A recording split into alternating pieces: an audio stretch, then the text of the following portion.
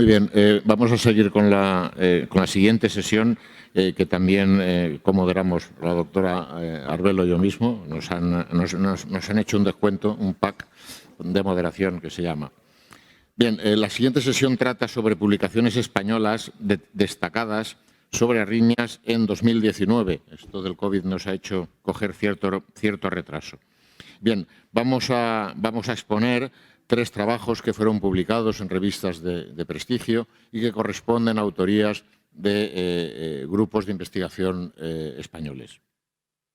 El primer trabajo lo presentará la doctora Arbelo, que es la senior del grupo de investigación que presentó el trabajo, dado que el doctor Moisés Rodríguez, primer firmante, no puede asistir a la reunión. Se trata del trabajo Long Term Prognosis of Women with Brugada Syndrome and Electrophysiological Study. Elena.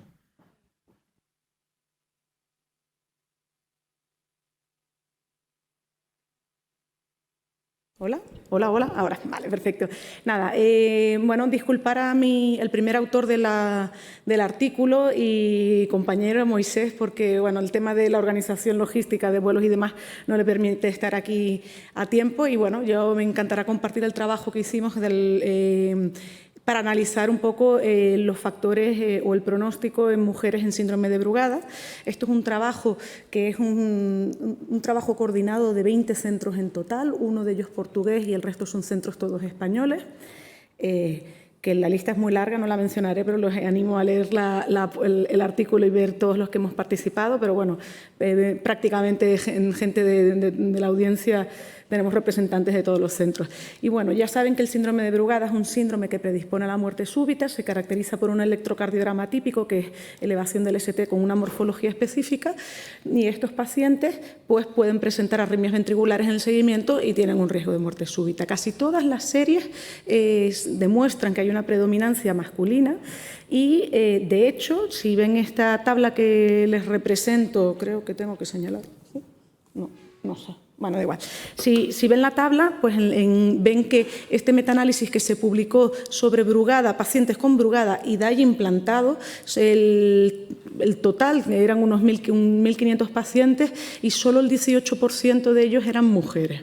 Lo que sí se ha visto es que, a manera global, el tener un patrón tipo 1 espontáneo o presentar, bueno, por supuesto, tener síntomas son factores de riesgo de tener arritmias ventriculares en el seguimiento, y parece que en las mujeres se ha descrito que podría ser la presencia de alteraciones de la conducción.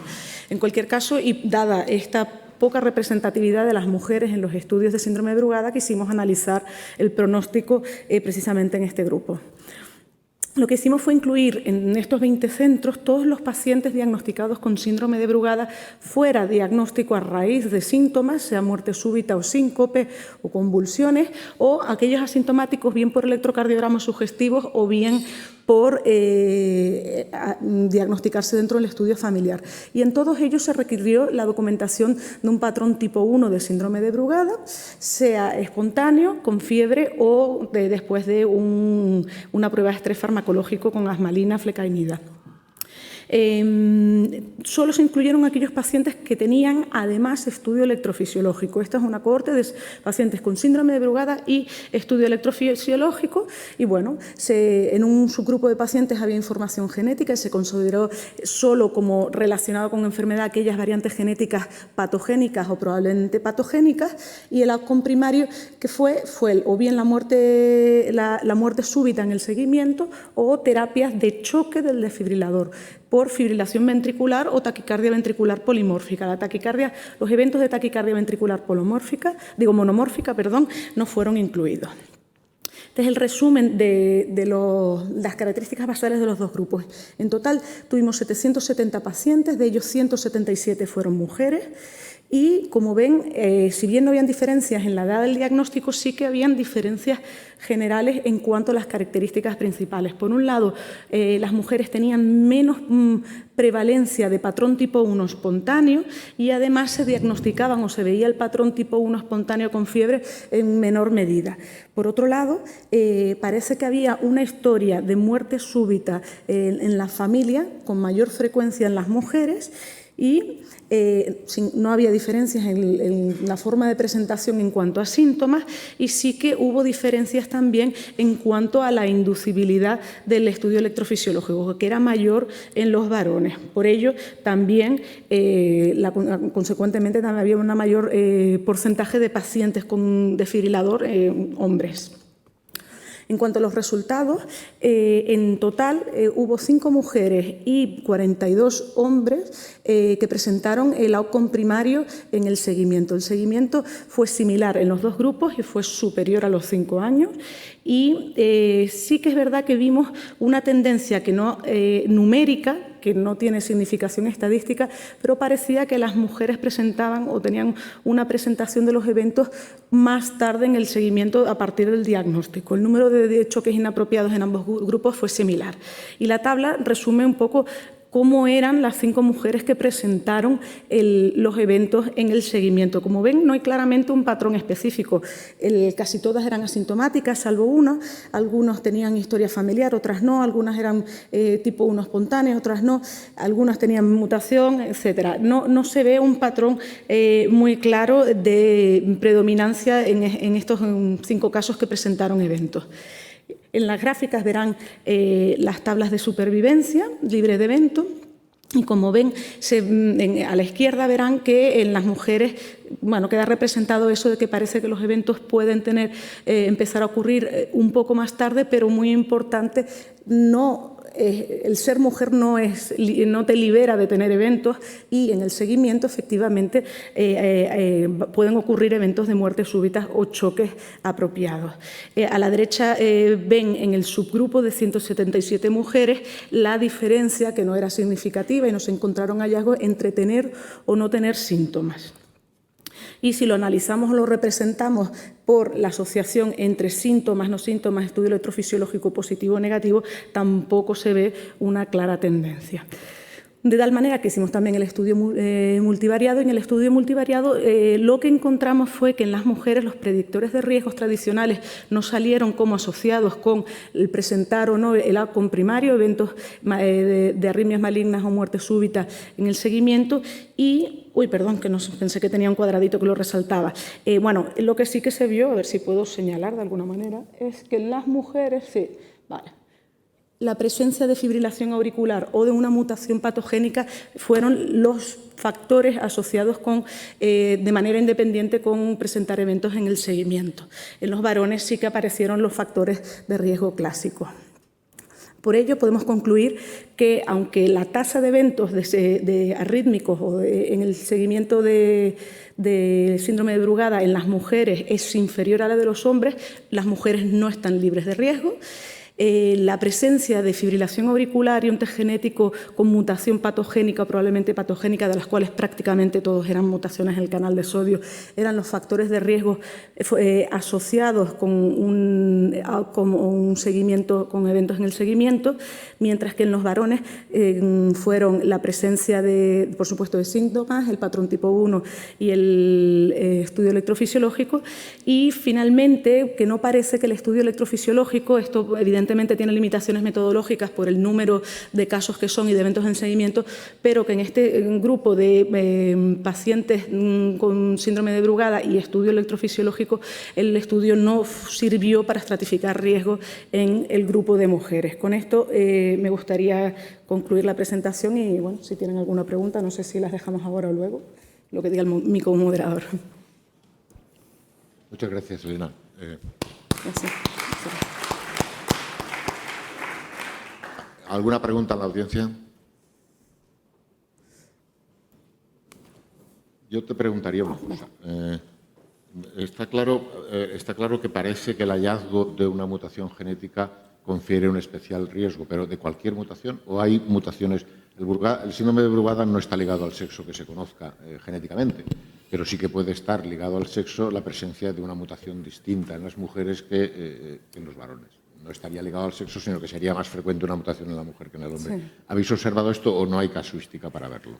Bueno, lo cierto es que lo que sí que hay descrito en el síndrome de Brugada, cuando haces análisis de grandes series, no se ha llegado a demostrar que a nivel global que el estudio genético, o sea, la presencia de una mutación o no tenga valor pronóstico, si bien recientemente están saliendo algunas publicaciones que lo que sugieren es que la presencia, sobre todo de una mutación del canal de sodio, confiere un fenotipo más agresivo, hay más trastorno de la conducción y luego cuando se hacen mapeos electroanatómicos de sustratos, si se puede decir así en síndrome de Brugada, pues presentan sustratos más avanzados.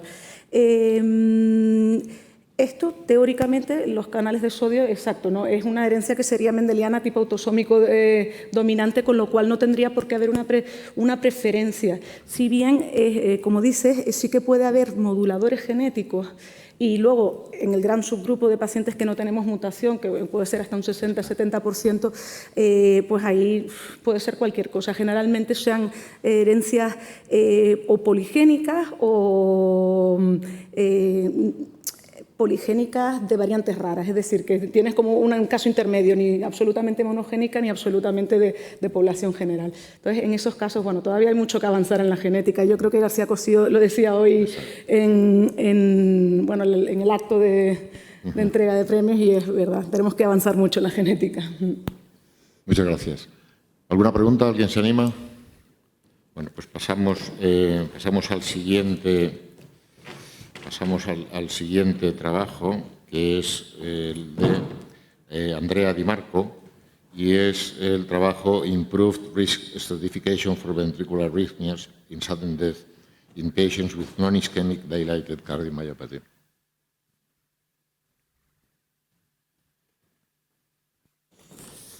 Buenas tardes a todos. Gracias a la organización para seleccionar nuestro trabajo.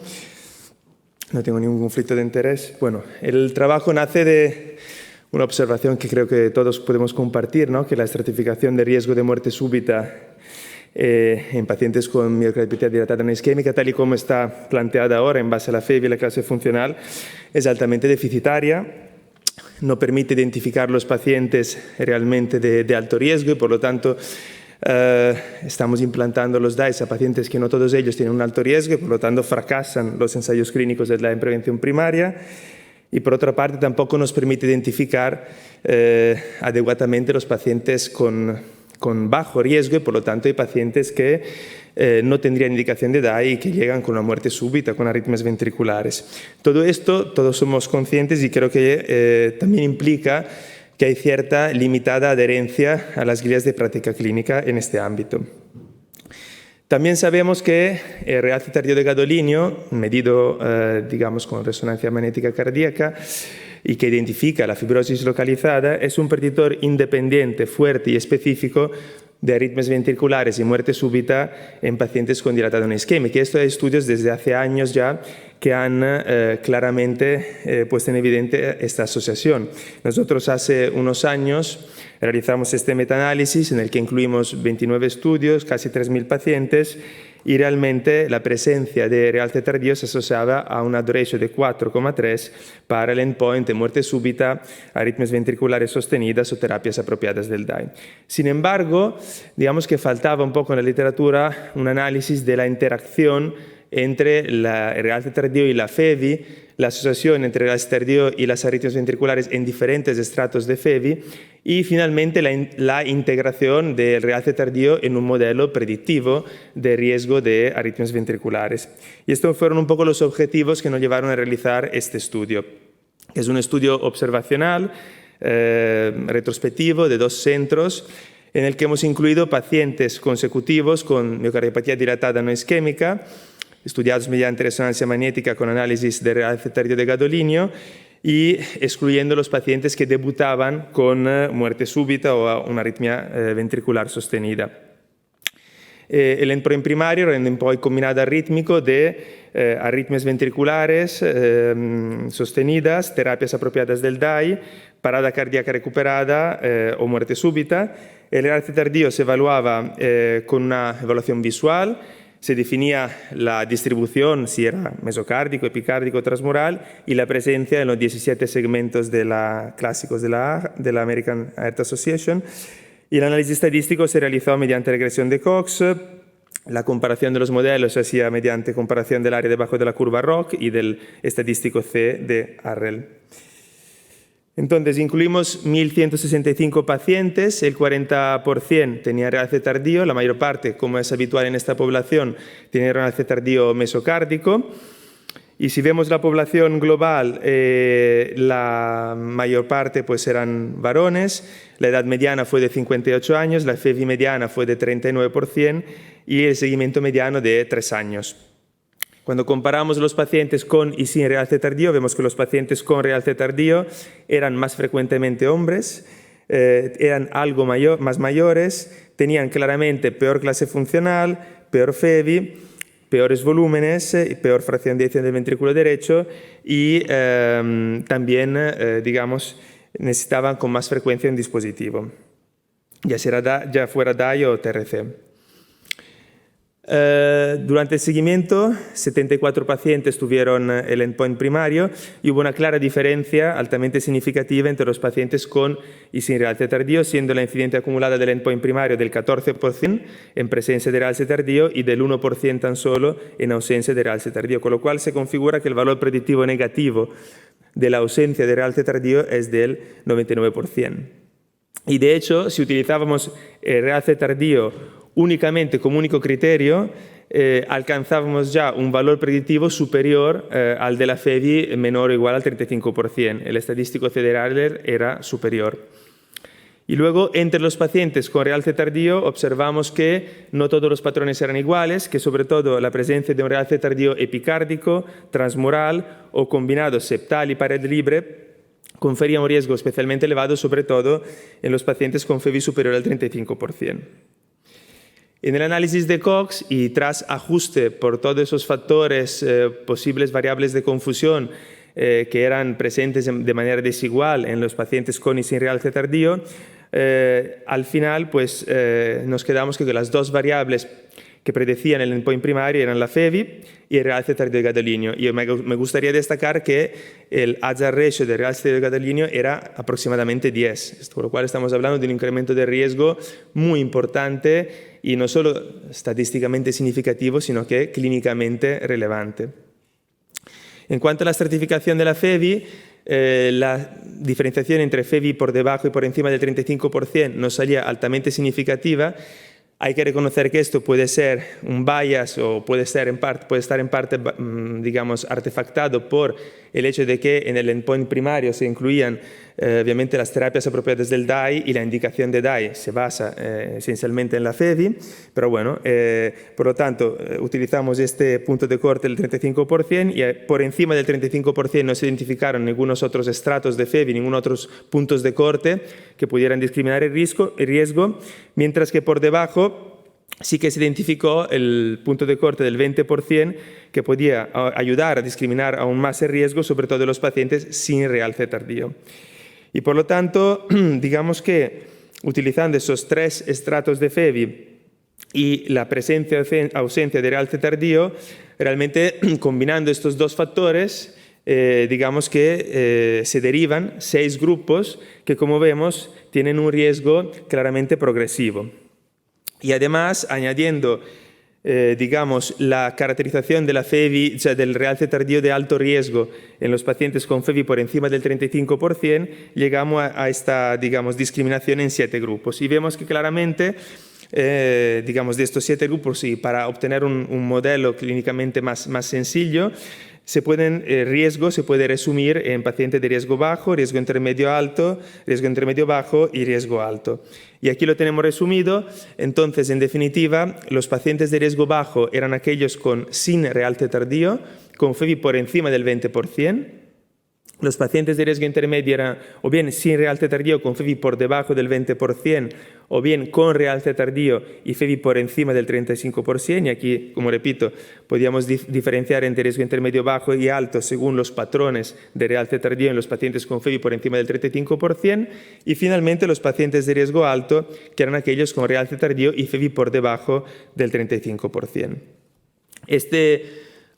Digamos, algoritmo pronóstico tenía una performance claramente superior al de la FEVI por debajo o igual al 35% y alcanzaba realmente un valor pronóstico bastante bueno, con un estadístico federal de 0,8, un área debajo de la curva de 0,82 y realmente permitía, respecto al criterio de la FEVI, reclasificar el riesgo en prácticamente un tercio de los pacientes. O sea, aquellos pacientes sin realce tardío y con FEVI 20-35%, que hoy se consideran como pacientes de alto riesgo, que necesitan un DAI, aquí salían de bajo riesgo, y los pacientes con realce tardío y con FEVI superior al 35%, que hoy se consideran pacientes de bajo riesgo, que no necesitan un DAI, aquí salían de riesgo por lo menos intermedio.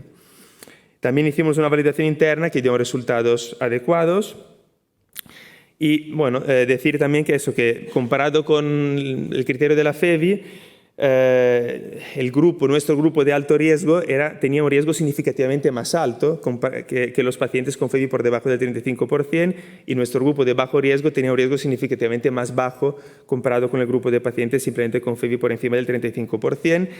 Y en esta gráfica os enseño cómo, digamos, sobre todo fijándose en el grupo de bajo riesgo del nuevo algoritmo comprendía el 54% de la población del estudio y en él se encontraban tan solo el 5% de los eventos, mientras que en el grupo, en base a la clasificación de la FEVI, el grupo de bajo riesgo representaría el 60% de la población, pero en él se encontrarían un cuarto de los eventos.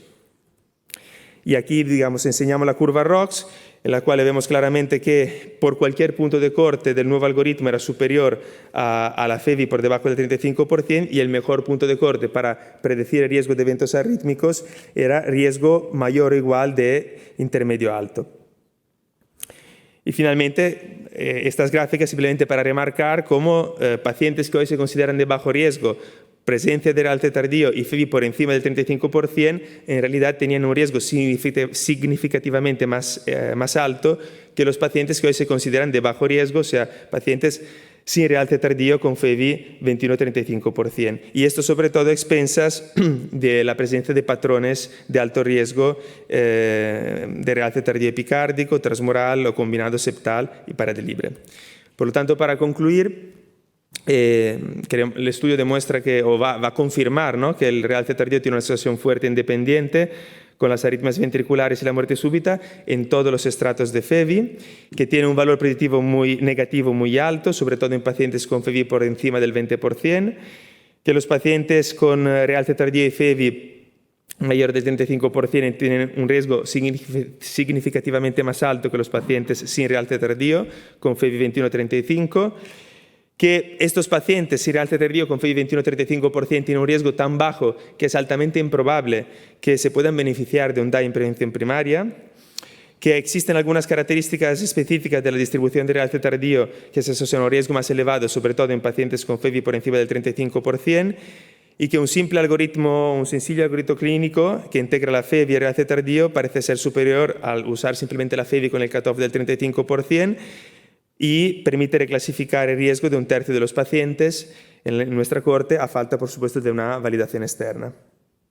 Y muchas gracias.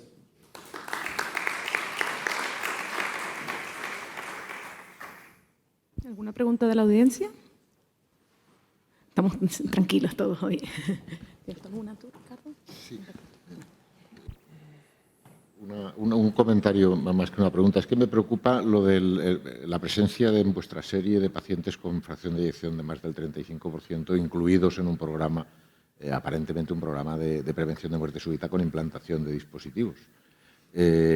Claro, eso, el criterio que lleva a eso es probablemente es un criterio clínico de presunción de riesgo, con lo cual también sería normal que luego te salga que eso es un grupo de riesgo cuando se asocia a realce tardío de gadolíneo.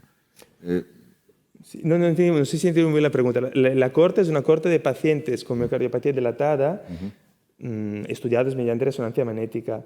No son pacientes que se nos derivaban con la idea de implantar un DAI en prevención primaria. Por lo tanto, es una corte muy genérica que abarca todo el rango de FEVI, y luego dentro de esta corte, pues los pacientes que tenían indicación de DAI, en algunos se puso el DAI, y hay algunos casos, porque nosotros llevamos trabajando en ello también, en los cuales pacientes que no tendrían indicación DAI, pero que síncope, realce tardío epicárdico, pues nosotros en algunos hemos puesto el DAI también, aunque fuera de las guías, pero no era una corte de pacientes derivados para DAI en prevención primaria. Vale, entonces es que en los pacientes, cuando un paciente no lleva un dispositivo, sí. Me imagino que en vuestra serie los pacientes con disfunción sistólica severa, siguiendo las guías, la mayoría llevarían implantado, con lo cual tú tienes una posibilidad de tratamientos de arritmias ventriculares que no sabes si ocurren en los que no llevan un DAI, porque no los tienes monitorizados. Sí, sí, claro. Ya sabemos que los DAIs, precisamente en estos pacientes que suelen tener taquicardias ventriculares no sostenidas, a veces bastante prolongadas, hay una tasa de tratamiento que llamamos apropiado, porque realmente hay una taquicardia ventricular, pero que no sabemos si la dejáramos ir, ¿qué ocurriría? Me refiero que si eso lo habéis contemplado un poco. Sí, lo hemos contemplado, hemos hecho un subanálisis de excluyendo las terapias apropiadas del DAI, ¿vale? Y entonces analizando un endpoint primario que era compuesto por tuve monomorfa sostenida, que ocurre en pacientes sin DAI, parada cardíaca recuperada y muerte súbita. Y el único predictor de este endpoint era realce tardío. La FEVI allí sí que perdía impacto y quedaba sobre realce tardío, pero entonces allí, bueno, entre que teníamos menos eventos y teníamos un único predictor, hacer un modelo predictivo era más complejo. Otra pregunta de la audiencia. Bea, si quieres, preséntate y así te conocen luego la pregunta. Bueno, yo soy la doctora Pauli, que ya me conoces. Y bueno, soy una firme defensora, desde luego, de la utilización de la resonancia. Así que lo primero es darte la enhorabuena porque este es un trabajazo. Estoy totalmente de acuerdo en que sin duda la resonancia aporta un plus en la estratificación de riesgo de arritmias ventriculares respecto a la FEVI, tanto en miocardiopatías isquémicas como en isquémicas, quizá con más fortaleza en isquémicas, porque la fibrosis en el caso de la cardiopatía isquémica es predominantemente macroscópica. Sin embargo, y era un poco los comentarios, preguntas que quería hacerte, es, claro, en el gran saco de las miocardiopatías no isquémicas, tenemos pacientes que, por ejemplo, algunas aminopatías, determinadas mutaciones, que no van a expresar de forma muy, o solamente de forma sutil, fibrosis macroscópica, y donde puede predominar a lo mejor la fibrosis intersticial, que quizá pues haya que ver con otras técnicas de teunomapping, etc. Esto sería a lo mejor una limitación que hace que el poder, digamos, predictor de las resonancias no isquémicas pudiera ser hipotéticamente inferior al de las isquémicas. Eso por un lado. Y luego por otro, que es el gran problema cuando hablamos de resonancia, y da igual la etiología de base de los pacientes, es el timing, es decir, en qué momento haces la resonancia, porque las miocardiopatías dilatadas no isquémicas, que ya digo, es un gran saco, donde la evolución de los pacientes va a ser muy diferente dependiendo de la mutación responsable de la etiología real, pues realmente tú puedes clasificar a lo mejor un paciente como riesgo intermedio bajo en el momento en el que tú estás haciendo la resonancia de la que tú basas tu predicción de riesgo, pero a lo mejor ese paciente que es de riesgo intermedio bajo, dentro de 6 años o 7 o los que sea, repites la resonancia y a lo mejor ya no es un paciente de riesgo intermedio bajo porque ha progresado esa fibrosis. Entonces, bueno, pues quería preguntarte un poco qué pensabas eso. Sí, gracias por los comentarios.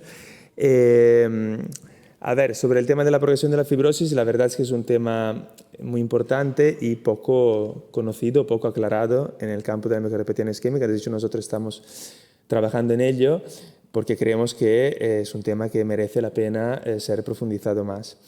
No hay datos, hay estudios muy pequeños con 50, 70 pacientes donde la progresión de la fibrosis es anecdótica a veces. Pero claro, es verdad que es un potpourri muchas veces y por lo tanto sería importante caracterizar en qué paciente es rentable repetir la resonancia y cada cuánto tiempo. En este momento esto no se sabe, evidentemente. Lo que sí es verdad es que llama la atención el valor predictivo negativo. Claro, nuestro seguimiento en este caso fue a 3 años, pero la verdad es que los estudios concordan mucho. Ahora hace poco ha salido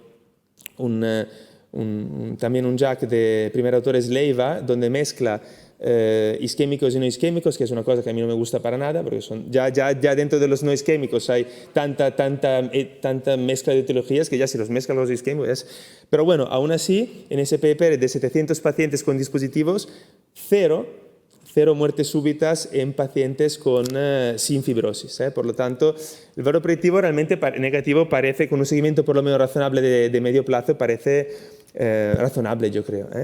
Y luego, sobre el tema del tipo de fibrosis, la verdad es que en realidad, no sé vuestra experiencia, pero hay muchos pacientes que tienen una cicatriz epicárdica, es como un infarto. Lo que pasa es que está fuera del corazón y no dentro. Y cuando vas a hacer una ablación, te encuentras tus potenciales tardíos, es muy parecido. Y en la resonancia, pues es una escala densa, con canales. Entonces, es verdad que sí que quizás la cicatriz septal muchas veces puede ser un poco más escurridiza, pero hay muchos patrones de miocardiopatía isquémica que tienen una cicatriz clara, con fibrosis localizada y que por lo tanto el realce tardío realmente es muy útil. El papel del mapping de T1, del volumen extracelular, todavía está evidentemente por definir. Nosotros también estamos trabajando en ello y pronto saldrá alguna cosita. Perfecto, muchas gracias. Muchas gracias, muy interesante la ponencia. Te invito a sentarte aquí al lado, que tienes tu nombre. Y me gustaría invitar al último ponente, que es el doctor Jaume Francisco Pascual, que nos hablará de Etiology and Prognosis of Patients with Unexplained Syncope and Mid-Range Left Ventricular Dysfunction. Gracias por venir. Pues buenas tardes. No quería empezar sin antes agradecer haber seleccionado nuestro trabajo que hemos hecho en la unidad de arritmias de Vall d'Hebron para presentarlo aquí en el Congreso de ritmos. Es un placer estar aquí.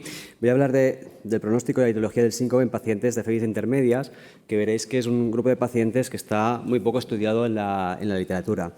De hecho, sabemos, para situar el tema muy breve, que el síncope en cardiopatía estructural es de riesgo arrítmico y te pueden hacer muertes súbitas, pero que también hay un porcentaje de pacientes que tienen causas benignas.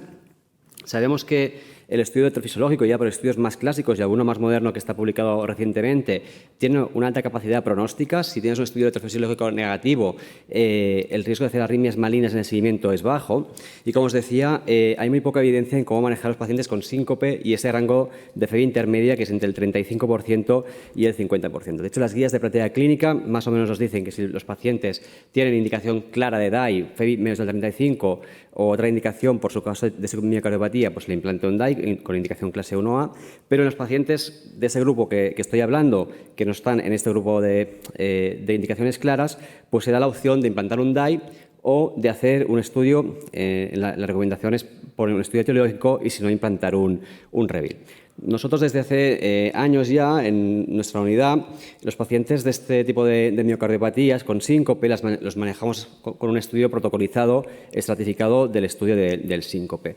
Lo que ahora contaré el protocolo, pero diseñamos este trabajo con los objetivos de determinar la causa del síncope en esta población, que no estaba bien definida, determinar el rendimiento diagnóstico del protocolo estratificado que estamos utilizando y también, de forma importante, determinar la seguridad de este protocolo que estábamos haciendo, que nosotros ya digo que no implantamos un DAI directo a esos pacientes. Básicamente, el protocolo que utilizamos es un protocolo por escalones o estratificado, en el que el primer escalón es la evaluación inicial en urgencias. El paciente viene y se monitoriza durante 12 horas, y como mínimo durante 12 horas, y se hace una evaluación clínica inicial. Si el síncope es de causa evidente, esto ya no es un síncope de causa inexplicada, sino para nosotros ya es un síncope diagnosticado y no entraría en el estudio. Los pacientes que siguen con una causa indeterminada de síncope pasarían al segundo escalón, ingresarían al hospital y se les hace un estudio electrofisiológico si tienen realce tardío en la resonancia, si tienen o antecedentes de infarto de miocardio, si tienen trastorno de conducción en el electro o si el paciente explica palpitaciones que preceden el síncope. Si no tienen estos criterios, no se les hace el estudio porque el rendimiento diagnóstico sabemos que es muy bajo y pasarían directamente al tercer escalón, que sería el del implante de un monitor de un holter de eventos y el seguimiento a largo plazo. Luego, en el estudio, fue un estudio que fue observacional y prospectivo, que incluimos los pacientes desde febrero de 2014 hasta julio de 2020.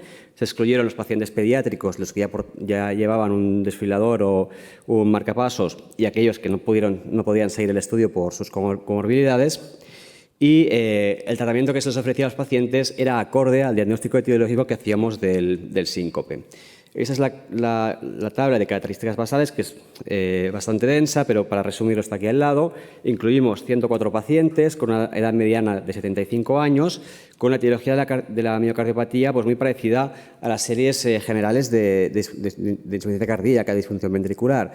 La mitad más o menos isquémicos, una tercera parte idiopática, 9% valvular y luego había un 14% de causas mixtas entre ellas.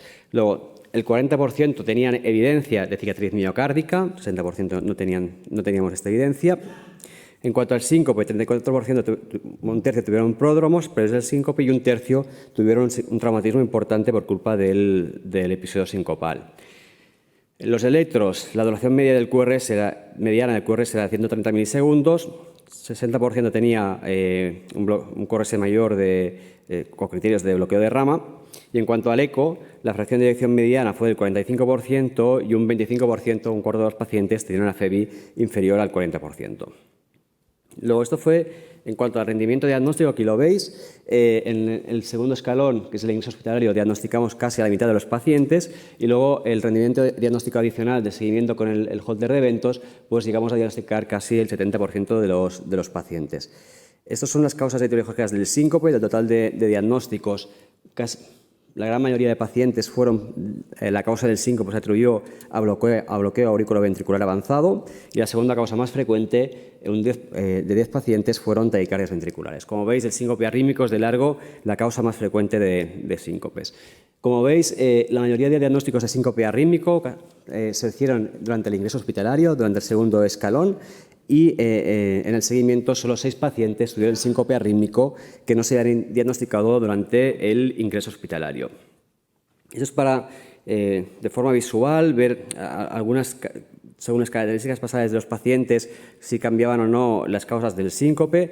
Fijaros que, por ejemplo, los pacientes que tenían QRS ancho, trastorno de conducción, es evidente, tenían más prevalencia de bloqueo AV avanzado como causa del síncope. Los pacientes que no tenían ese trastorno de conducción en el trobasal pues tenían una prevalencia relativa más alta de taquicardias ventriculares. Obviamente, si tenías cicatriz miocárdica, evidencia de cicatriz miocárdica, pues tenías más taquicardias ventriculares. Y los pacientes que tuvieron cardiopatía pues no isquémica de forma general tuvieron más bloqueo AV. Pero esto, ya digo, es simplemente visual, porque no calculamos la significación estadística, porque eran muchas, demasiadas comparaciones en este caso. Luego, en cuanto al tratamiento que recibieron los pacientes, 58 pacientes, la mitad de ellos recibieron un dispositivo. Si os fijáis, la gran mayoría fueron marcapasos. Solo 9 pacientes se implantaron un DAI, es decir, que nos ahorramos el implante de casi 90 DAI si hubiésemos implantado una estrategia de implante de DAI directo a estos pacientes. Y quizás, en cuanto al seguimiento, después del diagnóstico, es decir, ya sea en la segunda fase o en la tercera, con el holter de eventos, pues solo 8 pacientes tuvieron recurrencia del síncope, y todas las recurrencias fueron por causas vagales o por hipotensión ortostática. Sí que es verdad que los pacientes, esto es lógico, porque los pacientes que se diagnosticaron durante el ingreso hospitalario, si contamos los síncopes después de la alta hospitalaria, pues tuvieron menos que los pacientes que se les terminó implantando un REVIL, porque el REVIL al final, en una proporción alta de pacientes, el diagnóstico se hace cuando hay una recidiva sincopal. Quizás lo más interesante es ver la mortalidad. La mediana de seguimiento fue de 2 años y tuvimos una mortalidad global del 8% anual, y probablemente eran pacientes con bastantes comorbilidades. Lo más interesante es ver la mortalidad súbita o de causa desconocida. Solo 2 pacientes tuvieron este evento. Un paciente tuvo una muerte súbita típica, que la pudimos documentar. Un paciente con bastantes comorbilidades, y otro paciente realmente sabemos que murió, pero no pudimos contactar con la familia y con el paciente, y hemos creído que era mejor ponerse en la peor de las situaciones y contar como si hubiésemos tenido una muerte súbita. Con esto tenemos una tasa de muerte súbita de 0,9% anual, y eso es lo único que voy a poner en contexto para saber si es mucho o es poco.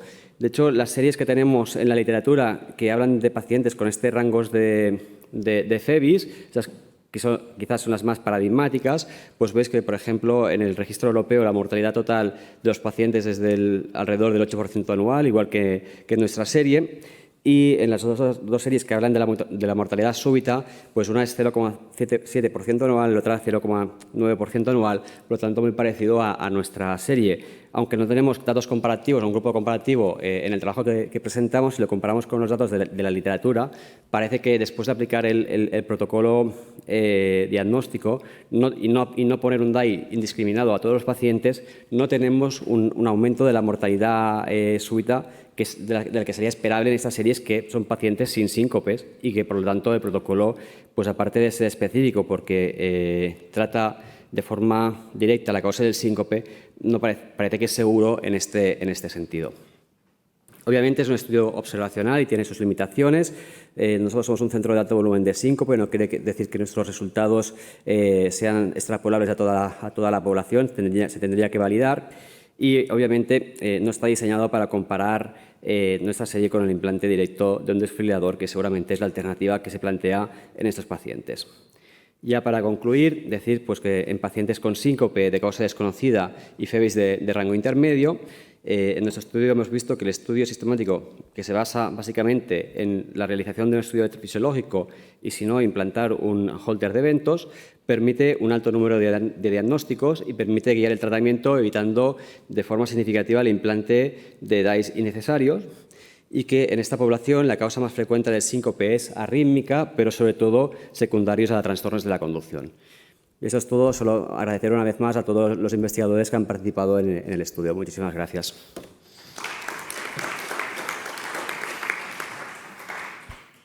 ¿Alguna pregunta en la audiencia?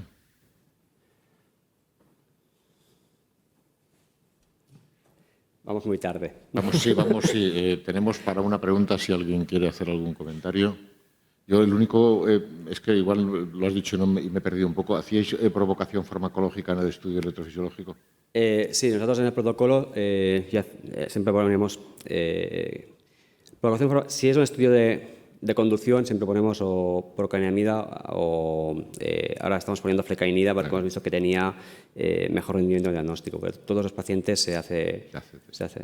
Es que no lo he dicho por un tema de tiempo. Tenéis una tasa de alta de bloqueo AV y claro que debería salir en un test de provocación. La mayoría de diagnósticos de bloqueo AV o del diagnóstico del síncope del trastorno de la conducción se hace en el estudio electrofisiológico. ¿Qué características tenía el paciente que tuvo la muerte súbita segura, digamos? Sí, era un paciente de casi 80 años, isquémico, que murió súbitamente y no tengo mucho más datos. Pero tenía cicatriz.